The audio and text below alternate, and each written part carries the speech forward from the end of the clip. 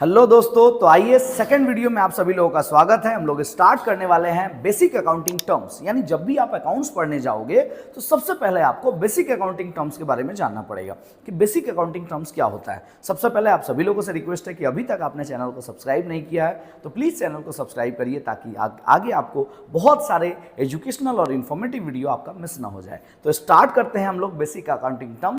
तो सबसे पहले हम लोग बात करेंगे, कभी भी बिजनेस स्टार्ट होता है ना तो एक सबसे प्यारा टर्म्स होता है जिसका नाम है कैपिटल। यानी उसी पैसे से बिजनेस स्टार्ट होता है और उस पैसे को हम लोग कैपिटल बोलते हैं। कैपिटल को हिंदी में हम लोग क्या बोलते हैं? पूंजी।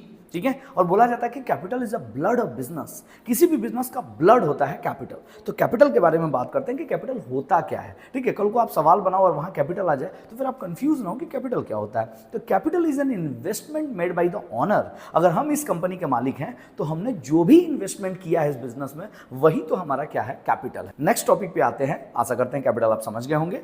ठीक है, नेक्स्ट टॉपिक पे आते हैं सेल। सबसे इंपॉर्टेंट है कि सेल, क्योंकि बिजनेस में तब तक चलता रहेगा जब बिजनेस का सेल अच्छा होगा। बाकी सब चीजें आगे पीछे है, सेल आपका जबरदस्त है तो मार्केट के किंग है आप, है ना। तो इसीलिए आपको सेल सबसे पहले मेंटेन करके रखना होगा। सेल होता क्या है? तो आपके एग्जाम में डायरेक्ट क्वेश्चन आ सकता है सेल क्या होता है। तो सेल के बारे में आप बोल सकते हैं it's represent the total revenue earn by the business through the sale of goods and services. Total revenue earn by the business through the sale of goods and services. आप कुछ भी सामान बेच के या सर्विस बेच के जो भी रेवेन्यू अर्न कर रहे हैं ना, बस उसी का नाम सेल है। सेल दो तरीके के होंगे, या तो कैश सेल या तो क्रेडिट सेल। कहने का मतलब है हिंदी में बोले तो नकदी या उधारी। नेक्स्ट हम लोग बात करेंगे सेल के बाद इनकम। अच्छा, इनकम किसको बोलते हैं? तो इनकम का पहले डेफिनेशन बात करते हैं। इनकम का डेफिनेशन हो सकता है कि income is represent the amount of the business on through the sale of the production and goods and services. ठीक है, तो किसी भी सामान को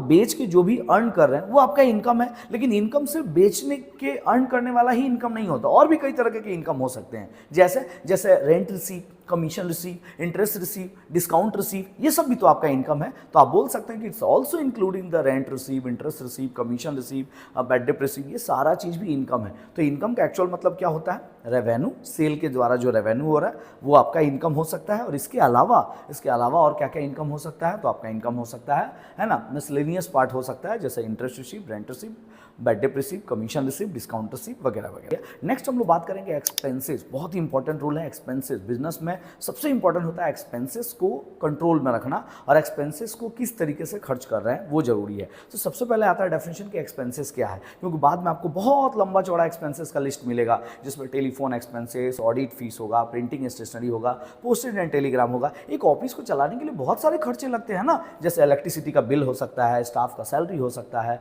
मजदूर का वेजेज हो सकता है, इलेक्ट्रिक बिल हो सकता है, रेंट हो सकता है, इंश्योरेंस हो सकता है, इसके अलावा टेलीफोन बिल हो सकता है, कैरेज हो सकता है, इसके अलावा जो है वो प्रिंटिंग स्टेशनरी हो सकता है, न्यूज़पेपर का खर्चा हो सकता है, पोस्टेज टेलीग्राम का खर्चा हो सकता है, टेलीफोन चार्ज का खर्चा हो सकता है। इसको क्या बोलते हैं? एक्सपेंसेस का डेफिनेशन क्या हो सकता है? तो एक्सपेंसेस का डेफिनेशन आप इस तरीके से बोल सकते हैं कि expenses is the amount spend to earn revenue is called expenses. तो ये हो गया हमारा चौथा number point, capital, sale, revenue और एक्सपेंसेस। 4 पॉइंट हम लोगों ने कवर किया। 5वां नंबर हम लोग पढ़ेंगे जो होगा हम लोग का प्रॉफिट। तो प्रॉफिट किसको बोलते हैं? प्रॉफिट का डेफिनेशन आप इस तरीके से बोल सकते हैं कि profit is the excess of revenue over expenditure is called profit. Excess of revenue over expenditure is called profit.